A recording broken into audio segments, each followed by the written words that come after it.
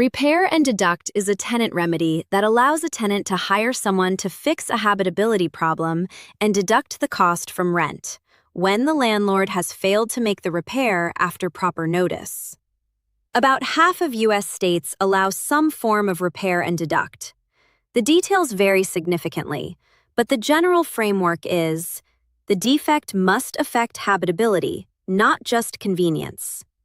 The tenant must give the landlord written notice and allow a reasonable time to repair, typically 14 to 30 days. The cost of the repair is capped, usually at 1 month's rent, and the tenant can only use this remedy a limited number of times per year, often once or twice. As a landlord, here's why this matters. If a tenant properly executes repair-and-deduct, they have a legal defense against eviction for non-payment for the amount deducted. Trying to evict a tenant for legitimately deducted amounts will fail in court and can expose you to claims for attorney fees. The defense against repair-and-deduct claims is simple. Respond to maintenance requests promptly. When you receive a written maintenance request, acknowledge it, schedule the repair, and complete it within a reasonable time.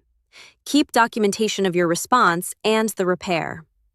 Repair-and-deduct is almost always a symptom of a landlord who doesn't respond to maintenance. Fix that, and this remedy almost never comes up.